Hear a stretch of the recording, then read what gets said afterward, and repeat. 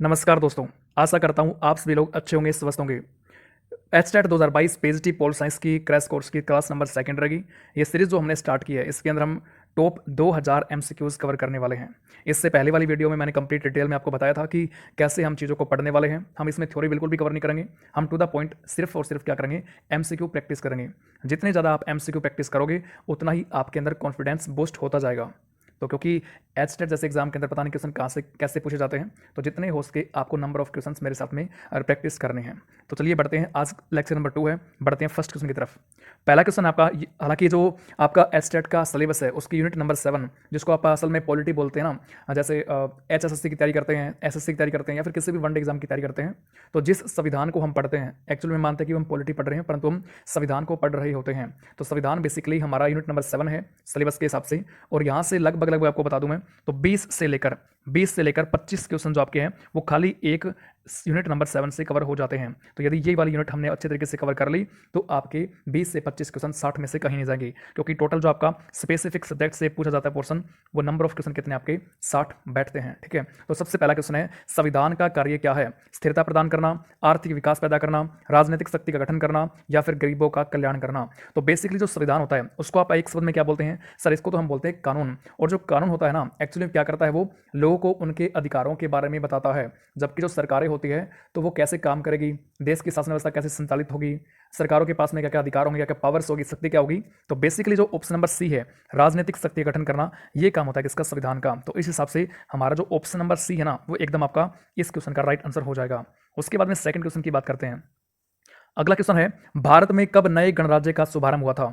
26 जनवरी 1950, 26 नवंबर 1949, 24 जनवरी 1950 या फिर 11 दिसंबर 1946। तो बेसिकली बात की जाए तो भारत कब एक गणतांत्रिक देश बना, भारत कब एक रिपब्लिकन कंट्री बना, ये आपसे पूछा गया है।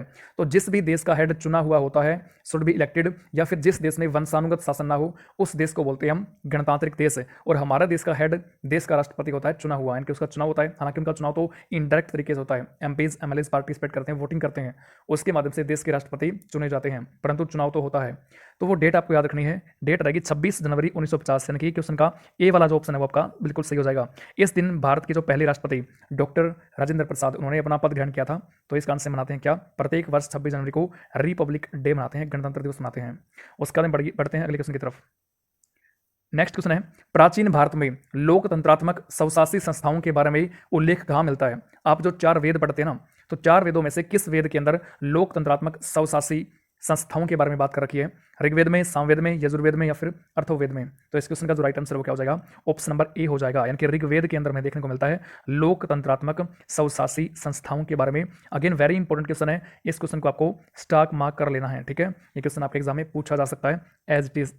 उसके बाद में बढ़ते हैं नेक्स्ट क्वेश्चन की तरफ।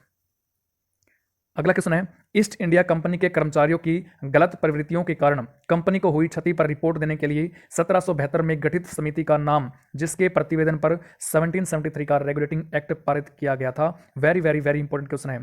तारकुंडे समिति, चलैया समिति, गुप्त समिति या फिर बीजू समिति? तो खैर इस क्वेश्चन का जो राइट आंसर है वो तो आपका गुप्त समिति हो जाएगा। वेरी इंपॉर्टेंट क्वेश्चन है, ऐसे क्वेश्चन आपको कहीं भी किसी किताब के अंदर देखने को नहीं मिलेगी। बाई चांस रेयरली किसी बुक के अंदर आपको ऐसे क्वेश्चन मिल जाए। इंपॉर्टेंट क्वेश्चन है और ऐसे ही क्वेश्चन आपके पीजीटी लेवल पर पूछे जाते हैं। तो बेसिकली आपको पता है कि जो कंपनी ईस्ट इंडिया कंपनी है वो भारत के अंदर आती है व्यापार करने, परंतु उसके जो कर्मचारी थे वो धीरे धीरे भ्रष्ट होना स्टार्ट हो जाते हैं, अपनी जेबें भरने लग जाते हैं। इस कारण से फिर एक समिति बैठती है, गुप्त समिति नाम से बैठती है, सीक्रेट कमेटी बैठती है, और इसी के प्रतिवेदन के बाद में पता लगा कि वास्तव में जो कंपनी के कर्मचारी है वो भ्रष्टाचार कर रहे हैं।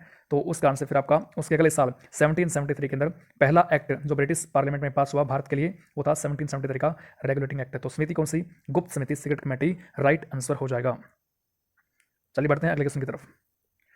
बंगाल में सुप्रीम कोर्ट की स्थापना किस एक्ट के अंतर्गत की गई थी? इंपॉर्टेंट क्वेश्चन है, तो आप किसी भी एग्जाम की तैयारी कर रहे हो ये क्वेश्चन आपका लाजमी बनता है। वर्ष 1919 में, वर्ष 1935 में, वर्ष 1833 या फिर वर्ष 1773 1773? तो बंगाल में जो सुप्रीम कोर्ट की स्थापना होती है वो होती है आपका जो सबसे पहला एक्ट था, जिसको बोलते हैं हम रेगुलेटिंग एक्ट 1773 का। इसके माध्यम से होती है कब? 1774 में, 1774 में बंगाल में सुप्रीम कोर्ट की स्थापना होती है। और इसके जो पहले मुख्य जज बनाए गए वो कौन थे? आपके सर एलिजा इम्पे थे। कौन थे? थे सर एलिजा इम्पे थे, और मुख्य के अलावा 3 जज इसमें और थे, एक मुख्य हो गई, उसके अलावा 3 जज अन्य और थे, उनका नाम क्या है, लिमेस्टर है, हाइड है, चैम्बर्स है। अब मैं लिख तो नहीं पाऊंगा यहाँ पे, लेकिन आपको नोट करना यहाँ से ना, लिमेस्टर, हाइड और चैम्बर्स, ये 3 आपके अन्य जज थे, जबकि मुख्य जज कौन थे, सर एलिजा इम्पे थे। सुप्रीम कोर्ट की स्थापना 1774 में 1773 के रेगुलेटिंग एक्ट के द्वारा। अगला क्वेश्चन, 1774 में स्थापित सुप्रीम कोर्ट के प्रथम मुख्य न्यायाधीश कौन थे, आपसे पूछा है। अभी थोड़ी देर पहले हमने बात की है, हर्बर्ट क्लाइव है, सर एलिजा इम्पे है, सर आइवर यूइंग है, या फिर एडमंड वर्क है, ये आपसे पूछा है। तो मुख्य जज की बात करें अपन, तो इस क्वेश्चन का आंसर क्या हो जाएगा, सर एलिजा इम्पे हो जाएगा, B is the right answer. उसके अलावा मैंने आपको 3 अन्य जज कौन कौन से बताए, सर आपने बताया लिमेस्टर के बारे में, चैम्बर्स के बारे में, हाइड के बारे में, ये 3 अन्य जज थे। अगला क्वेश्चन, 1773 के अधिनियम द्वारा एक प्रशासक मंडल गठित किया गया, जिसमें गवर्नर जनरल के अतिरिक्त कितने पार्षद नियुक्त किए गए थे, आपसे पूछा है, 3, 4, 5 या फिर 2। बेसिकली बात की जाए तो जब आपका 1773 का रेगुलेटिंग एक्ट पारित किया गया था, तो इसके साथ में आपकी मद्रास है, बॉम्बे है, उनको भी शामिल कर लिया गया था, बंगाल के अधीन कर लिया गया, तो काफी ज्यादा एरिया यहाँ पे बढ़ चुका था। अब एरिया यदि बढ़ चुका है तो बेसिकली सिंपल सी बात है कि काम भी भाई बढ़ गया होगा, और काम को निपटाने के लिए ज्यादा मात्रा में क्या चाहिए, सदस्य चाहिए होंगे। तो जो आपके बने थे बंगाल के गवर्नर जनरल प्रथम कौन थे, सर वॉरेन हेस्टिंग थे। सर कौन थे, सर वॉरेन हेस्टिंग थे बंगाल के प्रथम गवर्नर जनरल। तो इनकी परिषद, इनके लिए एक परिषद बनाई गई, जिसके अंदर 4 पार्षद नियुक्त किए गए थे, 4 सदस्य, और यानी कि एक तो बंगाल का गवर्नर जनरल था, उसके अलावा इसकी परिषद के अंदर 4 अन्य सदस्य शामिल किए गए, काम अधिक काम था तो उस काम को निपटाने के लिए। तो ये भी बात आपको यहाँ से याद रखनी है, 4 इज द राइट आंसर। उसके बाद बात करते हैं, किसी अधिनियम द्वारा बंगाल के गवर्नर को समस्त अंग्रेजी क्षेत्रों का गवर्नर कहा गया था, यह आपसे पूछा गया है। तो बेसिकली बात की जाए तो इस क्वेश्चन का जो राइट आंसर है वो क्या हो जाएगा, वो रहेगा ऑप्शन नंबर ए, यानी कि रेगुलेटिंग एक्ट ऑफ 1773। इस एक्ट के माध्यम से क्या हुआ कि जो आपके बंगाल के गवर्नर को समस्त अंग्रेजी क्षेत्रों का गवर्नर कहा गया। क्योंकि स्टार्टिंग में जब आपका प्लासी की लड़ाई होती है, उसके बाद में बक्सर का युद्ध होता है 1770, आपका 1764 के अंदर बक्सर का युद्ध होता है, और 1757 के अंदर जो प्लासी की लड़ाई होती है, तो इन दोनों लड़ाइयों के बाद में बंगाल पर अधिकार कर लिया। तो क्या बन गया, सर जो रॉबर्ट क्लाइव थे वो बंगाल के गवर्नर बन जाते हैं। तो वही पूछा यहाँ पे कि बंगाल के गवर्नर को समस्त अंग्रेजी क्षेत्रों का। उसके बाद में जब 1773 का एक्ट पारित हुआ तो उसमें जो आपका एरिया है वो एनलार्ज हो गया था, एरिया बढ़ चुका था, क्योंकि मद्रास, कलकत्ता और जो बॉम्बे है वो आपके अधीन हो चुके थे, इसके बंगाल के। तो बेसिकली जितना भी एरिया कब्जा लिया गया समस्त अंग्रेजी क्षेत्र, तो उसका गवर्नर कहा गया 1773 के रेगुलेटिंग एक्ट के माध्यम से। क्योंकि जो पहले जो आपके बनते हैं बंगाल के गवर्नर जनरल, क्योंकि उससे पहले क्या थे, सर बंगाल के गवर्नर थे, लेकिन जब आपके 1773 का एक्ट पास होता है तो क्या बन जाते हैं, बंगाल के गवर्नर जनरल बन जाते हैं, बंगाल के गवर्नर जनरल। तो ये भी आपको यहां से याद रखना है, ठीक है। संधि तथा युद्ध के विषय में बंबई तथा मद्रास की सरकारें बंगाल सरकार के अधीन हो गई। तो थोड़ी देर पहले हमने पढ़ा कि बॉम्बे और जो मद्रास है वो क्या हुआ, बंगाल सरकार के अधीन हो जाती है। किस एक्ट के माध्यम से ऐसा हुआ, बस वही आपसे पूछा है। तो थोड़ी देर पहले हमने बात की, सर इसका तो राइट आंसर क्या हो जाएगा, रेगुलेटिंग एक्ट 1773 हो जाएगा। इसी एक्ट के माध्यम से 1774 के अंदर क्या बनता है, सर एक सुप्रीम कोर्ट बनता है। और जो सुप्रीम कोर्ट बना ये कहाँ बना सर, ये तो बंगाल के अंदर बना। कहाँ बनता है, बंगाल के अंदर बनता है, कलकत्ता में बनता है। और जो सुप्रीम कोर्ट बनता है इसके मुख्य जज कौन थे, सर एलिजा इम्पे थे। इसके अलावा 3 अन्य जज थे, लिमेस्टर, हाइड और चैम्बर्स थे। तो ये बात आपको यहाँ से याद रखनी है। उसके अलावा इस एक्ट के माध्यम से बंगाल का गवर्नर क्या बन गया, बंगाल का गवर्नर जनरल बन गया। और उसका उनका पहला जो आपका बंगाल का गवर्नर जनरल बना उनका नाम क्या था, सर उनका नाम था सर जो आपके वॉरेन हेस्टिंग है। सर वॉरेन हेस्टिंग पहले ही बंगाल के गवर्नर जनरल बनते हैं। इनके लिए एक परिषद बनाई गई जिसके अंदर बंगाल के गवर्नर जनरल के अलावा 3 और इनके 4 और सदस्यों को नियुक्त किया गया था। तो इतनी बातें मोटा मोटी आपको यहाँ से याद करनी है, ठीक है। चलिए बढ़ते हैं नेक्स्ट क्वेश्चन की तरफ। 1784 में पीट्स इंडिया एक्ट के प्रस्तुत किए जाने के समय बंगाल का गवर्नर कौन था, गवर्नर जनरल आएगा एक्चुअली यहाँ पे। बंगाल का गवर्नर जनरल कौन था ये आपसे पूछा है। विलियम पिट थे, नहीं ये तो नहीं हो सकते हैं क्योंकि ये तो कौन थे, प्रधानमंत्री थे। उसके अलावा बात करते हैं तो Warren Hasting, Lord Cornwallis, Lord William Bentinck. तो बेंटिक भी नहीं होगा, विलियम पिट तो पीएम थे, ये भी नहीं होगा। लॉर्ड कॉर्नवालिस तो बाद में बनते हैं। लेकिन जब आपका 1784 में पीट्स इंडिया एक्ट पारित किया गया तो उस टाइम पे जो आपके बंगाल के गवर्नर जनरल थे वो थे वॉरेन हेस्टिंग। पहले भी यही थे और 1784 के इसमें भी यही थे। B is the right answer. Pitt's India Act की मुख्य विशेषताएं नहीं थी, यानी कि आपके सामने 4 ऑप्शन है, इसमें से 3 विशेषताएं थी पिट्स इंडिया एक्ट की, लेकिन इनमें से एक नहीं थी, वो आपको छांटनी करनी है, ठीक है। क्या करनी है, छांटनी करनी है। बेसिकली पिट्स इंडिया एक्ट कब आया था, ये 1784 के अंदर ये आया था। किसके द्वारा लाया गया, जो ब्रिटेन के उस टाइम के तत्कालीन पीएम थे विलियम पिट, उनके द्वारा इस एक्ट को लाया गया। यानी कि 1773 का जो रेगुलेटिंग एक्ट था उसकी कमियों को दूर करने के लिए इस एक्ट को लाया गया था। ऑप्शन नंबर ए देखिए, 6 कमिश्नरों के एक नियंत्रक बोर्ड ऑफ कंट्रोल की स्थापना की गई थी, बिल्कुल सही बात है। एकदम सही बात है ये। इससे पहले क्या था, गवर्निंग बॉडी थी जो कि कंपनी के कारोबार को देख रही थी, लेकिन इस एक्ट के माध्यम से एक बोर्ड ऑफ कंट्रोल और बना दिया गया। इसके माध्यम से व्यापारिक अधिकार जो है वो आपका गवर्निंग बॉडी जो कंपनी की थी उसको सौंप दी गई, जबकि जो आपके राजनीतिक अधिकार है वो बोर्ड ऑफ कंट्रोल के पास आ गया था। ये बिल्कुल सही बात है। भारत में गवर्नर जनरल के परिषद की सदस्य संख्या 4 से घटाकर 3 की गई। तो हमने पढ़ा था कि 1773 के रेगुलेटिंग एक्ट के माध्यम से जो आपका बंगाल के गवर्नर जनरल थे उनकी परिषद में 4 सदस्यों को शामिल किया गया था, लेकिन इस एक्ट के माध्यम से क्या किया, उनकी संख्या 4 से घटाकर 3 कर दी गई। ये बात भी बिल्कुल सही है, तो बी वाला ऑप्शन भी सही हो जाएगा। उसके अलावा मद्रास और तथा बंबई के गवर्नरों की सहायता के लिए 3 सदस्यीय परिषदों का गठन किया गया था। ये बात भी बिल्कुल सही बैठती है, फिट बैठती है। लेकिन ऑप्शन नंबर डी देखिए, भारत में कंपनी के अधिकृत अधिकारियों के ऊपर मुकदमे चलाने के लिए भारत में कोर्ट की स्थापना की गई थी ना, ऐसा ये बिल्कुल भी सही बात नहीं है। भारत में कंपनी के अधिकृत अधिकारियों के ऊपर मुकदमा चलाने के लिए किसी तरह कोई कोर्ट आपकी यहाँ पे स्थापना इसके माध्यम से, इस एक्ट के माध्यम से नहीं की गई थी, क्योंकि इससे पहले ही आपका एक कोर्ट की स्थापना हो चुकी है जो कि 1773 का रेगुलेटिंग एक्ट है। तो नहीं आपसे विशेषता पूछिए तो ये वाली आपकी विशेषता नहीं रहेगी, क्योंकि जो आपका कोर्ट बना था वो तो पहले ही बन चुका है 1774 के अंदर। तो ऑप्शन नंबर डी आपका राइट आंसर हो जाएगा। उसके बाद देखिए 1793 के चार्टर एक्ट के प्रमुख प्रावधान क्या थे, तो आपको बताना है कौन कौन से थे इसमें। कंपनी के व्यापारिक अधिकारों को 20 वर्ष के लिए बढ़ा दिया गया, बिल्कुल सही बात है। अगला कब आया था आपका सर, अगला तो 1813 के अंदर चार्टर एक्ट आया था। कंपनी के नियंत्रण अधिकारियों को वेतन भारतीय कोष द्वारा दिया जाने लगा, बिल्कुल सही बात है। गवर्नर जनरल का मद्रास तथा बॉम्बे प्रेसिडेंसी पर अधिकार स्पष्ट कर दिया गया, बिल्कुल सही बात है। ए सही है, बी सही है, सी सही है। आपसे पूछा है कि कौन कौन से प्रावधान थे, तो भैया उपरोक्त सभी डी नंबर ऑप्शन आपका राइट हो जाएगा। ये आपको ना जो प्रमुख पॉइंट दे रखे आपको पढ़ने याद करने हैं, और इसकी पीडीएफ की बात करता हूं तो आपको क्या करना है, आपको जाना है टेलीग्राम पे और वहां क्या सर्च करना है, वर्ल्ड अवेयरनेस के नाम से सर्च करना है, आपको टेलीग्राम मिल जाएगा। डेली की डेली जो आपकी वीडियो मैं करवाऊंगा उसके कंप्लीट आपको क्या मिलेंगे विद सॉल्यूशन, वहां पे सारे के सारे क्वेश्चन ये मिल जाएंगे। तो टेंशन की बात बिल्कुल नहीं है, आपको सिर्फ क्या करना है, शिद्दत से पढ़ना है इनको, चाहे समझो आप, पढ़ो रटो, कुछ भी करो। जितने क्वेश्चन हम यहाँ पे इस सीरीज के अंदर करने वाले हैं वो सारे के सारे आपके माइंड में सेट हो जाने चाहिए, ठीक है। क्योंकि प्रत्येक वीडियो से एक ना एक क्वेश्चन आपका जरूर निकल के आएगा आपके एग्जाम में, चाहे क्वेश्चन सिंपल ऐसा ही पूछ ले जाए या फिर इन 2-3 क्वेश्चनों को एक मिलाकर कथन वाइज पूछ ले, या फिर क्वेश्चन को जोड़ तोड़ के कैसे पूछ ले, लेकिन बातें जो मैं आपको पढ़ा रहा हूं वही आएगी, चाहे क्वेश्चनों को मिक्सअप करके दे दे या फिर अलग अलग से डिफाइन करके दे दे। चलिए बढ़ते हैं नेक्स्ट क्वेश्चन की तरफ। अगला प्रश्न है, किन परिस्थितियों के कारण 1813 का चार्टर एक्ट ब्रिटिश संसद द्वारा पारित किया गया था, यह आपसे पूछा है।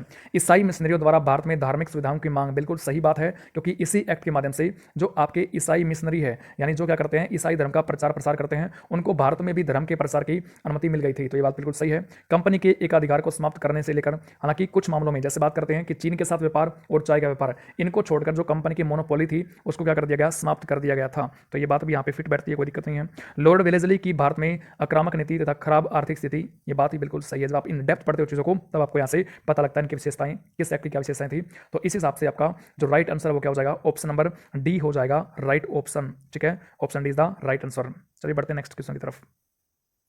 गवर्नर जनरल की परिषद में कानूनी सदस्य की नियुक्ति की गई, किस एक्ट के माध्यम से की गई, आपसे पूछा है। तो हम पहले ही पढ़ते आ रहे हैं कि गवर्नर जनरल जो आपके थे तो उनके लिए एक परिषद बन रखी थी, जिसमें स्टार्टिंग में जब 1773 का रेगुलेटिंग एक्ट आया तब सदस्य संख्या 4 थी। उसके बाद में फिर जब आपका 1784 का पिट्स इंडिया एक्ट आया तब जो परिषद के सदस्य है उनकी संख्या 4 से घटाकर 3 कर दी गई। लेकिन अब क्या कह रहा है कि किस एक्ट के माध्यम से जो गवर्नर जनरल की परिषद है उसके अंदर एक और एक्स्ट्रा सदस्य को जोड़ दिया गया, जो कौन सा आपका कानूनी सदस्य है, क्या है, विधि सदस्य बोल दो या फिर कानूनी सदस्य। 1813 का चार्टर एक्ट, 1793 का चार्टर एक्ट, 1833 का चार्टर एक्ट या फिर 1853 का चार्टर एक्ट, कौन सा सही रहेगा।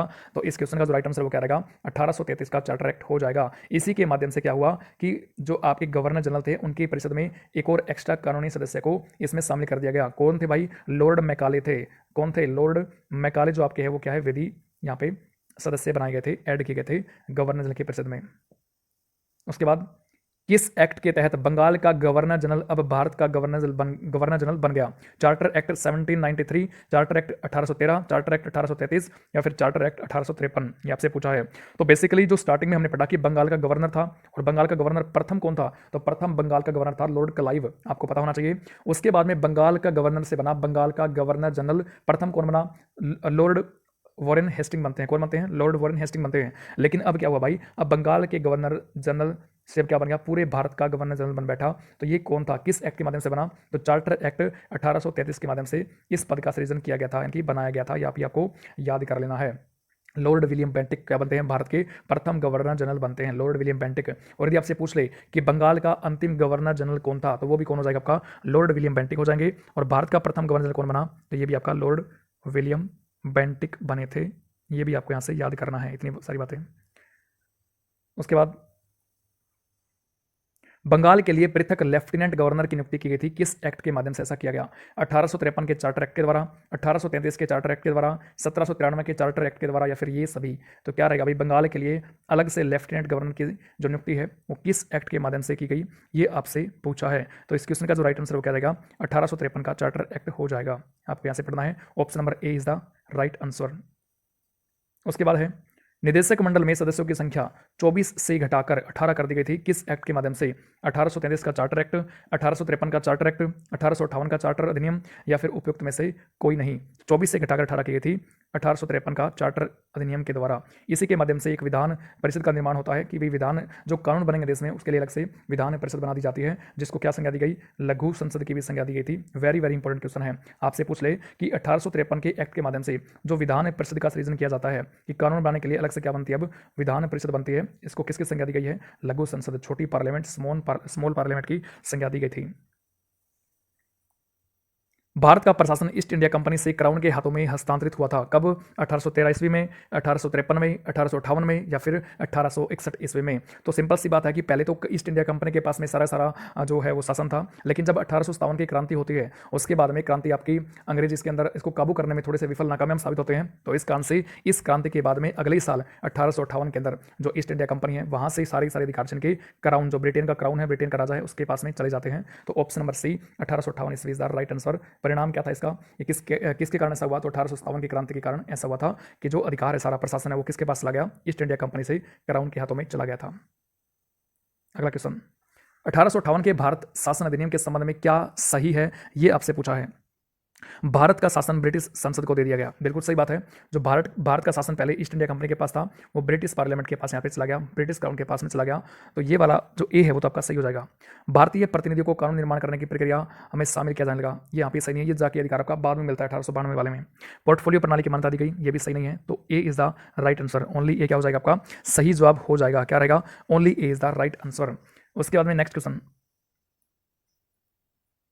किस अधिनियम द्वारा बंबई तथा मद्रास की सरकारों से जो कानून बनाने का अधिकार छीन लिया गया था उन्हें कुछ प्रतिबंधों के साथ लौटा दिया गया, आपसे पूछा है। तो इस क्वेश्चन का जो राइट आंसर क्या हो जाएगा, ऑप्शन नंबर ए, भारतीय परिषद अधिनियम 1861 के माध्यम से ऐसा किया गया था कि जो अधिकार थे आपके बंबई और मद्रास की सरकारों से वो पहले छीन लिए गए थे, लेकिन उनको फिर कुछ रेस्ट्रिक्शन के साथ में वापस लौटा दिया 1861 के भारत परिषद अधिनियम के द्वारा। किस अधिनियम के अंतर्गत वाइसरॉय की कार्यकारिणी के सदस्यों की संख्या 4 से बढ़ाकर 5 कर दी गई? वेरी इंपॉर्टेंट क्वेश्चन है, इस क्वेश्चन का राइट आंसर क्या हो जाएगा, 1861 का भारत परिषद अधिनियम हो जाएगा, C is the right answer. भारत में प्रतिनिधियात्मक संस्थाओं की शुरुआत पहली बार कब की गई थी? प्रतिनिधि यानी कि रिप्रेजेंटेटिव की बात की जा रही है, तो ऐसी संस्थाओं की शुरुआत कब से होती है, तो ये आपको बताना ही आपसे पूछा गया है। तो ये इसका जो राइट आंसर है वो क्या रहेगा आपका, भारत परिषद अधिनियम 1892 हो जाएगी, जहाँ पे रिप्रेजेंटेटिव का सिस्टम यहाँ पे आ चुका था। भारत परिषद अधिनियम 1892 राइट आंसर हो जाएगा। भारत सरकार की विधि निर्मात्री संस्था में अतिरिक्त सदस्यों की संख्या 10 से 16 कर दी गई तथा गैर सरकारी सदस्य कम से कम 40% कर दिए गए, ऐसा किस प्रावधान के अंतर्गत हुआ था? तो इस क्वेश्चन का तो राइट आंसर क्या हो जाएगा आपका, भारत परिषद अधिनियम 1892 हो जाएगा। इसके माध्यम से क्या किया गया था आपका कि भारत सरकार की जो विधि निर्मात्री संस्था है, कानून बनाने वाली संस्था है, उसके अंदर अतिरिक्त सदस्यों की संख्या 10 से बढ़ाकर 16 कर दी, यानी कि बढ़ा दी गई, तथा गैर सरकारी सदस्य जो आपके हैं उनकी संख्या कम से कम 40% हो जाए, ऐसा प्रावधान किया गया था। यानी कि अब धीरे धीरे ब्रिटेन की संसद के द्वारा भारतीयों को भी अधिकार यहाँ से दिया जाने लगा था।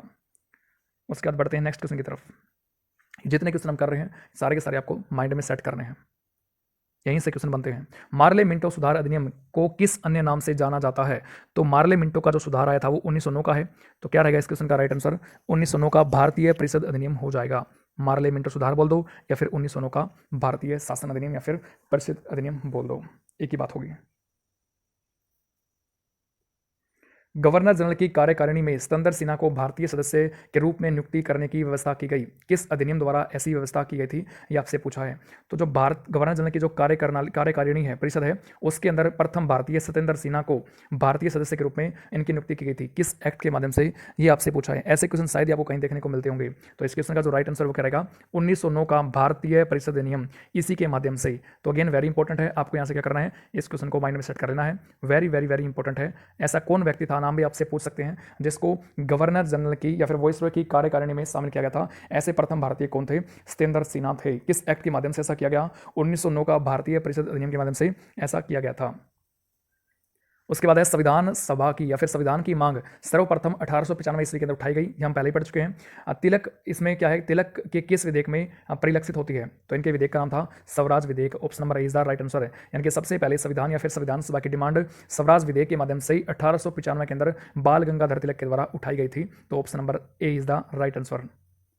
वर्ष 1922 में किसने कहा था, देखिए कथन वाइज क्वेश्चन बहुत ज्यादा पूछे जाते हैं एग्जाम के अंदर। तो भारतीय संविधान भारतीयों की इच्छा के अनुसार बनेगा, यानी जैसा भारत के लोग चाहेंगे भारत का संविधान वैसा ही बनेगा, किसी भी बाहरी शक्ति का इसके अंदर इंटरफेयर नहीं होगा, यानी कि अंग्रेज शामिल नहीं होंगे। भारत का जो संविधान बनेगा वो टोटली क्या करेंगे, भारत के लोग ही बनाएंगे। ये बात किसने कही, तो वेरी इंपॉर्टेंट आपका कथन, ये बात कही थी महात्मा गांधी ने, राष्ट्रपिता Mahatma Gandhi. Option number C is the right answer. Mahatma Gandhi का कथन है 1992 का कि भारतीय संविधान भारतीयों की इच्छा के अनुसार बनेगा। ठीक है, बाल गंगाधर तिलक के बारे में पढ़ चुके हैं। 1895 के अंदर स्वराज विधेयक के माध्यम से सबसे पहले संविधान सभा या फिर संविधान की डिमांड को उठाया गया था। कि एम मुंशी की बात करते हैं तो ये भी काफी पढ़े लिखे इंसान थे। तो और ये आपकी जो प्रारूप समिति बनती है संविधान सभा की, उसके एक मेंबर थे, कांग्रेसी मेंबर थे, के एम मुंशी, कन्हैयालाल माणिकलाल मुंशी थे। भारत शासन अधिनियम 1919 को किस अन्य नाम से जाना जाता है? थोड़ी देर पहले हमने क्या पढ़ा, 1909 का एक्ट पढ़ा ना, 1909 का एक्ट, इसका नाम क्या था, मार्ले मिंटो सुधार था। लेकिन आपसे क्या पूछा है, 1919 वाले एक्ट के बारे में पूछा है, तो इसका क्या रहेगा आंसर, मॉन्टेग्यू चेम्सफोर्ड अधिनियम हो जाएगा। मॉन्टेग्यू चेम्सफोर्ड प्रतिवेदन इसका राइट आंसर हो जाएगा। 1919 का जो एक्ट था, इसी के माध्यम से प्रांतों के अंदर क्या हुआ था, द्वैध शासन की शुरुआत हुई थी। एक उत्तरदायी सरकार की स्थापना की गई और प्रांतों में द्वैध शासन की शुरुआत यहाँ पे हो जाती है इस एक्ट के माध्यम से। प्रांतीय सरकार में द्वैध शासन प्रणाली का प्रारंभ किस अधिनियम के माध्यम से हुआ, तो थोड़ी देर पहले हम पढ़ चुके हैं। अभी अभी जस्ट हमने क्या पढ़ा है, इसके बारे में हमने पढ़ा है। तो जो आपकी प्रांतीय सरकार है उसके अंदर द्वैध शासन प्रणाली, क्योंकि एक केंद्र की सरकार थी, एक प्रांत की ओर बन जाती है, उत्तरायित्व सरकार बन जाती है, तो यहाँ से दोहरा शासन स्टार्ट हो जाता है। तो ये आपका 1919 का एक्ट, यानी कि जिसको हम बोलते हैं मॉन्टेग्यू चेम्सफोर्ड सुधार अधिनियम 1919, इसके माध्यम से ऐसा किया गया था। तो right answer option number C हो जाएगा।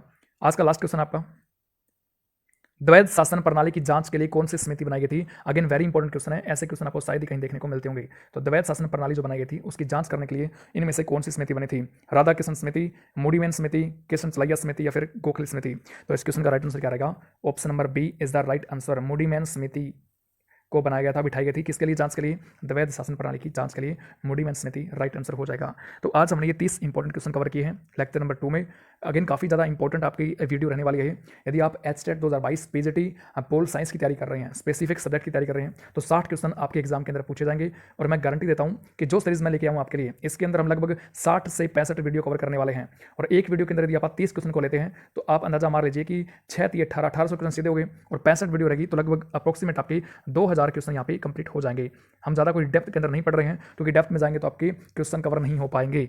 ठीक है, क्योंकि टाइम हमारे पास कम है, मात्र आपके पास में 25 से 30 दिन के बीच का समय बचा है। 3 और 4 तारीख को आपका एग्जाम होने वाला है। कौन सी, 3 और 4 आपकी दिसंबर जो आएगी 2022 की, उसमें आपका एचटेट का एग्जाम होगा।